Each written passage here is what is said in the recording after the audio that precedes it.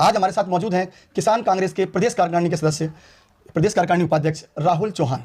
राहुल जी, आपका स्वागत है। नमस्कार। नमस्कार राहुल जी, बहुत अच्छा लग रहा है आपसे मिलके, और भी अच्छा लगता है जब कभी आपकी फेसबुक पे पोस्ट देखते हैं। आप कई बार ऐसी फेसबुक पे पोस्ट डालते हैं जो जनचर्चा रहती है, क्या कारण है उसका? देखिए राजकुमार जी, सबसे पहले तो मैं आपको धन्यवाद देना चाहूँगा कि आज आपने मुझे अपने स्टूडियो में बुलाया।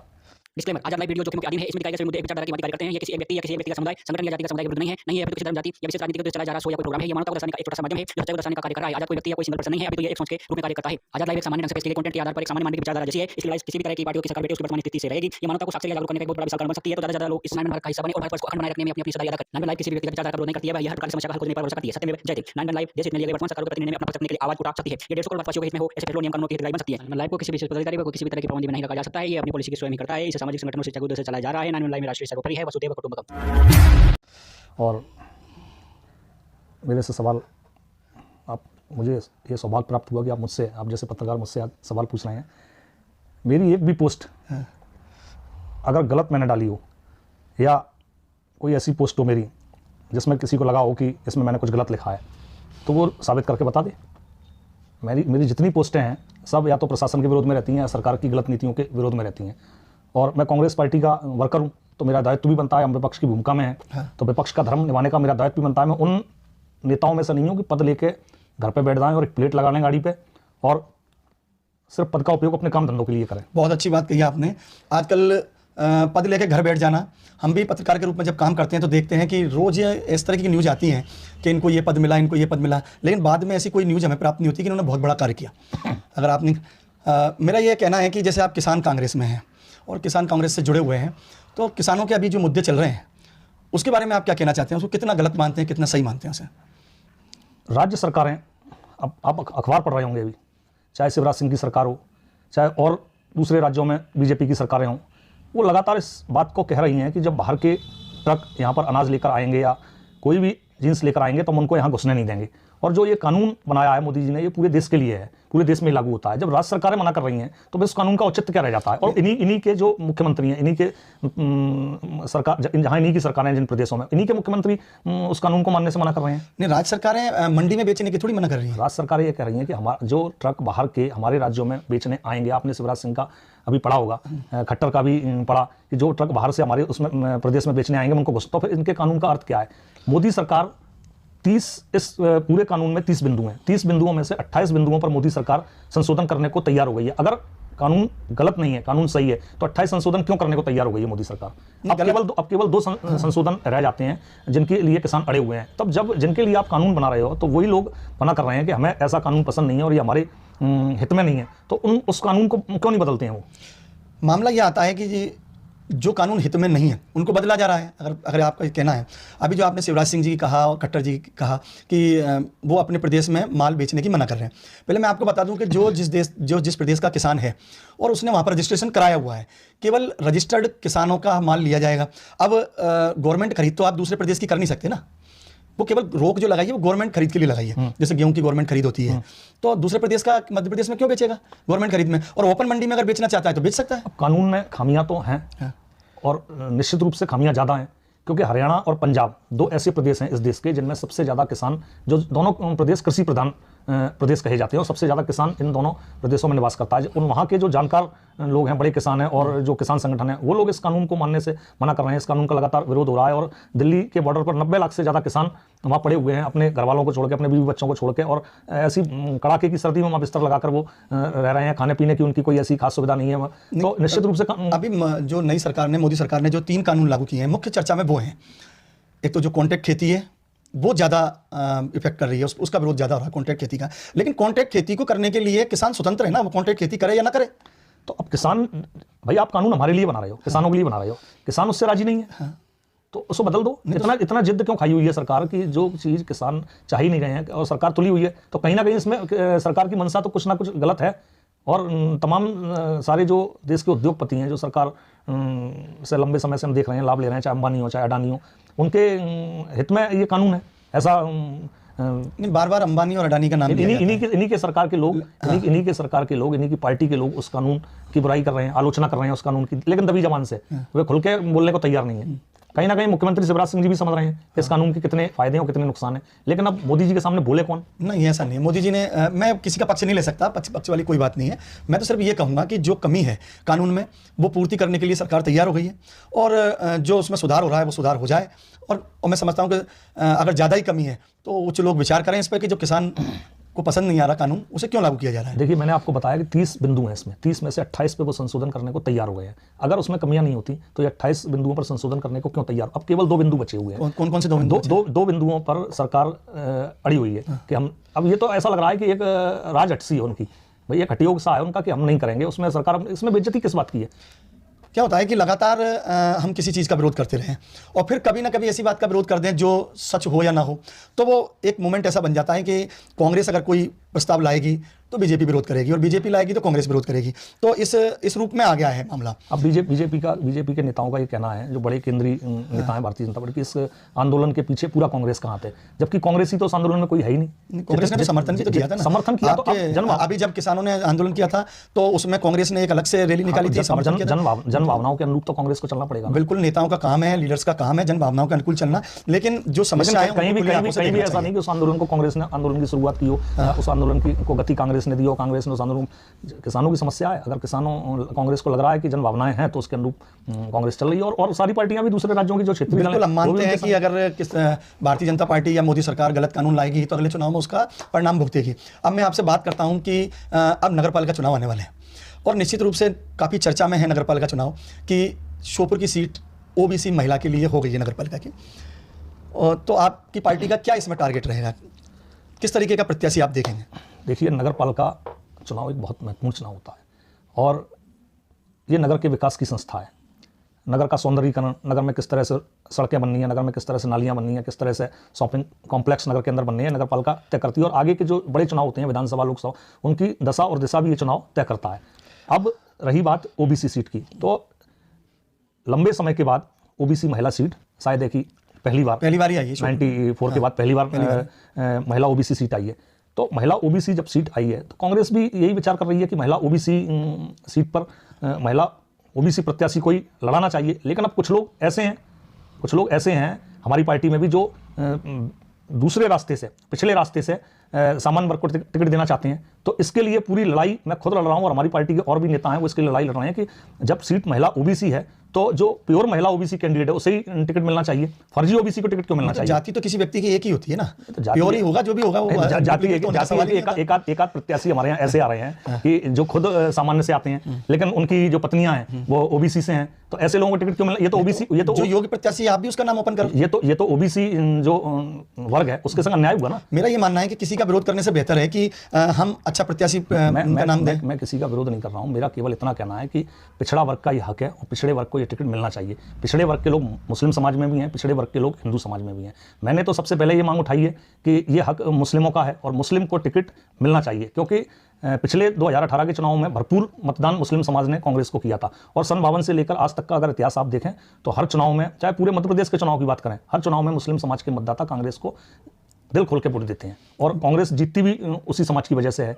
जब मुस्लिम यहाँ से छिटके हैं तब नगरपालिका और विधानसभा चुनाव मारे हैं। बिल्कुल, मुस्लिम वोट जो है निर्णायक भूमिका में रहते हैं। पिछली दफा भी हमने देखा, पिछली बार भी हमने देखा कि मात्र 1800 वोटों से हमारा मुस्लिम कैंडिडेट चुनाव आ रहा था, वो भी कुछ हमारे ही लोगों के कारण। और निश्चित रूप से अगर मुस्लिम समाज के व्यक्ति को कांग्रेस टिकट देती है तो हम चुनाव जीतेंगे। और फिर अगर हिंदू को भी देना है तो पिछले वर्ग का कैंडिडेट होना चाहिए, ना कि बैक डोर से हम ऐसा प्रत्याशी ले आए जो खुद तो हिंदू से मुस्लिम सामान्य वर्ग से हो लेकिन पत्नी उसकी। आपका सारा मैं समझ पा रहा हूं पर नाम लेना ठीक नहीं है। मैं ये चाहता हूं कि आप अपना विचार इस पर भी प्रकट करें कि कई लोगों को, जो महिला है, अब पहली बार महिला सीट आई है तो महिला को टिकट मिलना चाहिए, ना कि उसके पति की शकल पर महिला को टिकट दिया जाए। 5 वर्ष तक आपकी राजनीतिक पार्टियों में, आपकी पार्टी में नहीं सभी पार्टियों में, 5 वर्ष तक जिन पार्टियों में महिलाएं जिंदाबाद मुर्दाबाद करती रहती हैं, सड़कों पर जाती हैं, आंदोलन करती हैं, नेता आते हैं उनके स्वागत करती हैं, और जब उनकी बारी आती है तो उनका मिथिलेश तोमर जी की तरह टिकट काट दिया जाता है। नहीं तो हमारी पार्टी में तो अभी ऐसा कोई हुआ नहीं है। हमारी पार्टी में तो जो वर्कर हैं उनके ही नाम अभी चल रहे हैं और निश्चित रूप से उन्हीं में से टिकट होगा। जो तो मतलब आप क्या कहना चाहते हैं कि जो राजनीति में सक्रिय महिला होगी उसको टिकट मिलने या उसके पति के आधार पर? पार्टी को जिताऊ उम्मीदवार की जरूरत है और जो चुनाव जीत के आए उसको पार्टी चुनाव लड़ाएगी, उसका सर्वे करवाया जाएगा। कुछ महिलाएं हमारे यहाँ ऐसी हैं जो बहुत ज़्यादा मेहनत करती हैं लेकिन उन्हें अभी तक कोई मौका पार्टी ने नहीं दिया। अगर उनका जनता के बीच में अच्छा वो होगा तो निश्चित रूप से उनको टिकट मिलेगा और हम चुनाव जीतेंगे। और अगर ये बता दिया जाएगा कि जनता के बीच में अच्छा नहीं है तो फिर नेता की शक्ल पे दिया जाएगा? नहीं है तो फिर कैसे टिकट देंगे? हराने के लिए टिकट तो देंगे नहीं। नहीं तो ये सर्वे आउट तो होता नहीं है। एक बड़ा गर्मामयी पद होता है नगर पालिका अध्यक्ष का, और वो प्रथम नागरिक होता है शहर का, तो टिकट तो ऐसे ही महिला को दिया जाएगा ना जो जीत के आए और जिसकी छवि भी लोगों के बीच में अच्छी होनी चाहिए और काम भी कर सके। क्योंकि श्योपुर के विकास के लिए एक एक्टिव की जरूरत है, जो एक्टिव हो। जी, पिछले चुनाव में आपने जो टिकट दिया था मुस्लिम वर्ग को दिया था कांग्रेस ने, क्या फिर रिपीट करना ठीक रहेगा? मैं तो शुरू से ही मांग कर रहा हूँ कि अगर कांग्रेस पार्टी अपनी मजबूती चाहती है और कांग्रेस पार्टी अगले 2023 का जो चुनाव आने वाला है उसमें ये सीट दोबारा से जीतना चाहती है, तो बड़ौदा से माली समाज के व्यक्ति को और श्योपुर से मुस्लिम समाज के व्यक्ति को टिकट देना चाहिए कांग्रेस को। इसी में कांग्रेस की मजबूती है, इसी में कांग्रेस का भला है। बिल्कुल, ये आपने कहा। और बाकी के जो नेता हैं बड़ौदा में भी हमारे कई लोग टिकट मांग रहे हैं, तो उनका आभा मंडल बड़ा हो चुका है, उन्हें बड़ी राजनीति के बारे में विचार करना चाहिए, उन्हें जिलाध्यक्ष बनने के बारे में सोचना चाहिए, विधायक बनने के बारे में सोचना चाहिए। अब ये टिकट जो है अगर माली समाज के व्यक्ति को बड़ौदा में दिया जाता है और यहाँ से मुस्लिम समाज के व्यक्ति को दिया जाता है, निश्चित रूप से कांग्रेस बहुत मजबूत बनकर अगले 2023 के चुनाव में खड़ी हो पाएगी। मतलब आप भी अभी तक जातिगत राजनीति के पक्ष में है? नहीं, जातिगत राजनीति के पक्ष में नहीं है। पक्ष में हम इसके हैं कि वो समाज हमें वोट बहुत अधिक मात्रा में देते हैं। माली समाज का जो वोट है वो हमेशा बीजेपी को मिलता था। इस बार पहली बार हुआ है ये कि माली समाज ने मुक्त हस्त से कांग्रेस के पक्ष में मतदान किया है, तो उनको उसका कुछ मिलना भी चाहिए ना। बिल्कुल। व्यक्तिगत रूप से मैं आपसे कुछ सवाल पूछना चाहता हूँ। आपने जैसे किसी पर बताया कि इनमें ये योग्यता नहीं है, इन्होंने ऐसा नहीं किया, आपने वैसा किया, क्या आप राजनीति में इस बात को प्रायोरिटी देते हैं कि हमने क्या किया इसको बताएं ज़्यादा से ज़्यादा, नहीं तो या किसी ने कुछ नहीं किया अपन उसको उजागर करें? मैं तो पार्टी का वर्कर हूँ, 20 साल से मैं पार्टी में काम कर रहा हूँ। NSUI से मेरी शुरुआत हुई थी, यूथ कांग्रेस और अब जिला कांग्रेस, उसके बाद किसान कांग्रेस का मुझे बनाया गया प्रदेश उपाध्यक्ष। तो लगातार लोगों के हित में, जनता के हित में जहाँ भी मुझे ऐसा लगता है कि यहाँ मेरा कर्तव्य मुझे निभाना चाहिए, उसे निभाने की मैं पूरी कोशिश करता हूँ। तो आप लोग भी देखते रहते होंगे। बिल्कुल बिल्कुल। लॉकडाउन में भी हमने जनता की कांग्रेस में देखा जाता है कि प्रदेश स्तर पर पहले 3 ग्रुप हुआ करते थे। कमलनाथ जी का ग्रुप अलग, दिग्विजय सिंह जी का, ज्योतिरादित्य सिंधिया जी। ज्योतिरादित्य जी पार्टी बदलकर बीजेपी में आ गए।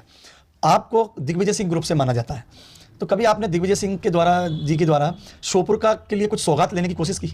श्योपुर में आपको जितना विकास दिखाई दे रहा है आज, ये सब दिग्विजय सिंह जी की देन है। श्योपुर को जिला दिग्विजय सिंह जी ने बनाया, श्योपुर को पाली का पुल दिग्विजय सिंह जी ने दिया, कुंजापुर का जो पुल हमारी कनेक्टिविटी राजस्थान और बारा से होती है वो दिग्विजय सिंह जी के समय की है। और तमाम सारे जो विकास कार्य, आज कलेक्ट्रेट का जो इतना बड़ा भवन खड़ा हुआ है, जिला अस्पताल का भवन जो खड़ा हुआ है, सब दिग्विजय सिंह जी की ही देन है। इसके अलावा अगर शिवराज सिंह जी ने एक भी काम, घोषणा के अलावा अगर एक भी काम उन्होंने यहाँ किया हो, तो भारतीय जनता पार्टी के नेता मुझसे आकर यहाँ बात करें। ये बहुत बड़ी बात बताई आपने कि भारतीय जनता पार्टी ने कोई विकास ही नहीं किया। बताएं, मुझसे बात करें यहाँ पर आगे। एक बता दें, उन्होंने घोषणा जरूर की, इन्होंने लॉ कॉलेज की घोषणा की थी। उसके बाद इन्होंने एक छोटी मोटी घोषणाएं बता रहा हूं मैं, पार्क की घोषणा की थी। हाँ। और तमाम सारी घोषणाएं करके DRDO की घोषणा इन्होंने की। बताइए आप क्या हुआ है धरातल पे, कहाँ काम हुआ? DRDO तो चल रहा है ना, DRDO का प्रोजेक्ट बड़ौदा में चालू है। कहाँ चल रहा है? क्यों? नहीं, कोई DRDO प्रोजेक्ट नहीं चल रहा है, सिर्फ हवाई बातें। हवाई पट्टी की घोषणा इन्होंने की थी। आप बताइए हवाई पट्टी कहाँ है श्योपुर में, कहाँ बन रही है? हवाई पट्टी की आवश्यकता है श्योपुर में? हवाई पट्टी जिला स्तर पे, हर पूरे देश के अंदर जिले स्तर पे बननी है। आदेश आए थे, उसके लिए भूमि आवंटित नहीं हो पाई। भूमि आवंटित करना राज्य सरकार का काम है, भूमि इनको देना पड़ेगी। देखते हैं कूनो अभ्यारण्य चालू अभी जो आपको यहाँ विकास दिखाई दे रहा है, चाहिए हमारा नया एकीकृत जो बस स्टैंड है, इसका दीनदयाल नाम इन्होंने रखा हुआ है, ये हमारे BRGF के पैसे का बना था। आप भारतीय जनता पार्टी के नगरपालिका अध्यक्ष से जब बना था ये जो थे, लेकिन वो जो 10 करोड़ रुपए आया था, वो हमारी जब केंद्र में सरकार थी और ओम राठौर नगरपालिका के उस समय अध्यक्ष थे, वो उस समय का पैसा था। क्योंकि उसके बाद ओम राठौर जी अपने पद से हटे और दोबारा चुनाव हुआ तो रमेश गर्ग अध्यक्ष बने, उस समय का वो पैसा था। लेकिन मंडी को ट्रांसफर कराने में तो भारतीय जनता पार्टी के जो मीरा रमेश गर्ग थी, उनका काफी रोल रहा। मंडी को उन्होंने बस स्टैंड के लिए ट्रांसफर कराया। नहीं, अब उन्होंने वो उसका क्या कहना चाहिए, अधिग्रहण उन्होंने करवाया था। ये बात ठीक है, तो उसके लिए हम उनका धन्यवाद भी देते हैं। भाई ऐसा नहीं है उन्होंने कोई काम किया तो उसके लिए धन्यवाद के पात्र भी हैं वो, लेकिन पैसा वो सारा BRGF का था, जिसको बदल के आज इन्होंने स्मार्ट सिटी योजना कर दिया है, उसका नाम स्मार्ट सिटी योजना भी लागू होगी। अच्छा, भविष्य में श्योपुर के विकास के लिए आप क्या सपने देखते हैं? देखिए, अभी नगरपालिका चुनाव बहुत करीब है और नगरपालिका एक बहुत महत्वपूर्ण संस्था है जिससे शहर का विकास हो सकता है। सबसे पहले तो मैं आपके चैनल के माध्यम से ये कहना चाहता हूँ, जो भी अगला अध्यक्ष बनता है, चाहे वो कांग्रेस का बने या भारतीय जनता पार्टी का बने, हमें नहीं मालूम जनता के दिलों में भी क्या है, लेकिन निश्चित रूप से कांग्रेस का ही अध्यक्ष बनेगा। तो हम ये चाहते हैं कि जो ब्लॉक कॉलोनी से लेके और कॉलेज तक की जो भूमि है जल संसाधन विभाग की, उसको अधिग्रहण करके, जैसे कृषि उपज मंडी की भूमि को अधिग्रहण करके उस पर बस स्टैंड बनाया गया, ऐसे उस जल संसाधन की भूमि को अधिग्रहण करके उस पर एक शानदार शॉपिंग कॉम्प्लेक्स बनाया जा सकता है, जिससे कि हजारों सैकड़ों युवाओं को बहुत कम रेट में दुकानें दी जा सकती हैं, जिससे रोजगार बढ़ेगा। और उसके सामने जो दुकानें हैं, इधर दुकानें होंगी और उधर दुकानें होंगी, तो दोनों तरफ का मार्केट अच्छा चलेगा और मार्केट में रस कम होगा उससे। मतलब जल संसाधन विभाग से वो भूमि ट्रांसफर अधिग्रहण करके। हाँ, उसकी भी चर्चा आई थी कि हाउसिंग बोर्ड को वो दी जा रही है, लेकिन प्रोसेस कहाँ तक पहुंची है? हाँ, वो जो क्वार्टर थे वो हाउसिंग बोर्ड को देने की चर्चा आई थी। वो उस समय 2009 में यहाँ पर जुलानिया जी आए थे और वो उस समय जल संसाधन के मुख्य सचिव थे, तो उन्होंने यहाँ पर इंटरव्यू में कहा था पत्रकारों से, उसके बाद फिर उस पर कुछ काम नहीं हुआ। और श्योपुर के विकास के बारे में और क्या, नगर पालिका से क्या उम्मीद करते हैं कि नगर पालिका अगर आपकी आई तो आप क्या बड़ा परिवर्तन चाहेंगे श्योपुर में? वही परिवर्तन, मूलभूत कार्य लगभग रोडें हैं, नालियाँ, ये सब हो चुके हैं। अब ज़रूरत है कुछ ऐसे कामों की जिससे मार्केट के अंदर रस कम होना चाहिए, क्योंकि अभी हम आजकल देखते हैं मार्केट के अंदर इतनी भीड़ और इतना ट्रैफिक रहता है कि मार्केट में जाना लोगों का मुश्किल हो रहा है। तो जिला छोटा अस्पताल था हमारा, पुराना अस्पताल, पुराने अस्पताल को तोड़कर उसके अंदर एक बढ़िया कॉम्प्लेक्स बनाया जा सकता है, जिसमें अंडरग्राउंड एक पार्किंग की व्यवस्था की जा सकती है। तो जितने भी वाहन आते हैं उनको मार्केट में घुसने से रोका जा सकता है, और वहाँ पार्किंग जब होगी तो लोग स्वतः ही वहाँ गाड़ियाँ खड़ी करेंगे। अभी पुराने अस्पताल का भी इस्तेमाल होना चाहिए। मतलब एक मेरा महत्वपूर्ण बिंदु और है, कुछ लोग इससे नाराज भी हो सकते हैं कि गांधी पार्क है, गांधी पार्क के नीचे पूरा अंडरग्राउंड एक गोलंबर तक, जहाँ जयस्तंभ तक एक अंडरग्राउंड मार्केट, जैसे पलका बाजार दिल्ली में बना हुआ, इस तरह से एक मार्केट अंडरग्राउंड डेवलप किया जा सकता है। लेकिन कुछ लोग मेरी बात सुनकर जो नहीं, ये चर्चा आज से 15 साल पहले भी आई थी, तो वो अच्छा प्रोजेक्ट है, पार्क की जगह बना रहेगा, लेकिन अंदर नीचे उसमें बहुत अच्छा डेवलपमेंट करके मार्केट बनाया जा सकता है। और सबसे महत्वपूर्ण बात यह है कि इसमें सस्ती दुकानें नगर पालिका को, युवाओं को देनी चाहिए, ऐसे युवाओं को जो बेरोजगार हों, जो गरीब हों, जिनको वास्तव में जरूरत हो। बिल्कुल, आपके विचार वास्तव में रखने लायक हैं। ये थे राहुल सिंह जी। एक मैं और मुद्दा यहाँ पर आपके चैनल के माध्यम से उठाना चाहता हूँ कि जो हमारा ये अभी नगर पालिका ने मैरिज गार्डन बनाया है, हाँ। इस मैरिज गार्डन का बनाने का उद्देश्य ये था कि सस्ते में लोगों को, कम रेट में, जो छोटे लोग होते हैं, गरीब लोग होते हैं, उनको कम रेट में मैरिज गार्डन उपलब्ध हो। लेकिन नगर पालिका ने इसका भी व्यवसायीकरण कर दिया। मैंने सुना है 87 लाख में इसकी बोली लग गई। अब मतलब क्या हुआ इसको बनाने का? फिर तो कोई भी प्राइवेट गार्डन करके और वहाँ से शादी कर सकता है। आप राजीव गांधी सभागार की हालत देखिए, अगर सस्ते के चक्कर में ही रहेंगे तो क्षेत्र का विकास कैसे होगा? ये बात सही है कि गरीबों को मिलना चाहिए, लेकिन उसका एक मापदंड तैयार हो, एक समिति बने, वो समिति ये तय करे कि ये गार्डन किसको मिलेगा। लेकिन अगर फ्री और सस्ते की सिर्फ बात करेंगे तो आज राजीव गांधी सभागार की क्या स्थिति हो गई? अब राजीव गांधी सभागार को बने तो 10 साल से ऊपर हो गए। वहाँ इन्होंने पैसा क्यों लगाया, उसको बनाने का क्या औचित्य था? और वो कोई ऐसी प्राइम, उस समय पे श्योपुर में कोई भी कम्युनिटी हॉल नहीं था, तब वो बना था। वो ऐसी कोई प्राइम लोकेशन की जगह भी नहीं है जहाँ इन्होंने वो राजीव गांधी सभागार बनाया है। मैं देखता हूँ वो धूल खाता रहता है। हाँ, उसका स्टैंडर्ड पहले से भी लगातार गिरता जा रहा है और उस पर भी ध्यान देना चाहिए। बिल्कुल देना चाहिए। धन्यवाद, आप पधारे। ये थे श्री राहुल सिंह चौहान, जो किसान कांग्रेस में प्रदेश उपाध्यक्ष हैं। इनका कहना है कि अगर हमारी सरकार आई तो क्षेत्र के विकास में हम कई नए आयाम गढ़ेंगे और जल संसाधन विभाग की जो भूमि है, जिसमें लगभग 300 से अधिक दुकानें बन सकती हैं, उनको हम बनाएंगे और सस्ती रेट पर युवाओं को देंगे। साथ ही इन्होंने कुछ घोषणाएं भी की हैं, जिसमें श्योपुर और बड़ौदा के नगरपालिका अध्यक्ष कौन होने चाहिए, इनका अंदाज है कि वो जो इनके अनुसार होंगे तो वो जरूर जीतेंगे और क्षेत्र का विकास करेंगे। डिस्क्लेमर, आजाद लाइव वीडियो जोखिमों के अधीन है। इसमें दिखाए गए सभी मुद्दे एक विचारधारा की भांति कार्य करते हैं। ये किसी एक व्यक्ति या किसी एक व्यक्तिगत समुदाय, संगठन या जातिगत समुदाय के विरुद्ध नहीं है, नहीं है अपितु किसी धर्म, जाति या विशेष राजनीति के उद्देश्य चलाया जा रहा शो या कोई प्रोग्राम है। यह मानवता को दर्शाने का एक छोटा सा माध्यम है जो सच्चाई को दर्शाने का कार्य कर रहा है। आजाद कोई व्यक्ति या कोई सिंगल पर्सन नहीं है, अभी तो ये एक सोच के रूप में कार्य करता है। आज़ाद लाइव एक सामान्य ढंग से पेश की गई कंटेंट के आधार पर एक सामान्य मानवीय की विचारधारा जैसी है। इसकी लड़ाई किसी भी तरह की पार्टियों की सरकार बैठे उसकी वर्तमान स्थिति से रहेगी। यह मानवता को साक्षर या जागरूक करने का एक बहुत बड़ा विशाल कारण बन सकती है। तो ज़्यादा से ज़्यादा लोग इस 9 भारत का हिस्सा बने और भारतवर्ष को अखंड बनाए रखने में अपनी अपनी हिस्सेदारी अदा करें। 9 लाइव किसी भी व्यक्तिगत विचारधारा का विरोध नहीं करती है, वह यह हर प्रकार की समस्या का हल खोजने पर भरोसा करती है। सत्यमेव जयते। 9 लाइव देश हित में लिए गए वर्तमान सरकारों के प्रति निर्णय में अपना पक्ष रखने के लिए आवाज उठा सकती है। यह 150 करोड़ भारतवासियों के हित में हो ऐसे फैसलों और नियम कानूनों की हितग्राही बन सकती है। 9 लाइव को किसी विशेष पदाधिकारी व किसी भी तरह की पाबंदी में नहीं रखा जा सकता है। ये अपनी पॉलिसी की स्वयं ही करता है। इसे सामाजिक संगठनों और शिक्षा के उद्देश्य से चलाया जा रहा है। 9 लाइव में राष्ट्रीय सर्वोपरि है, वसुधैव कुटुंबकम।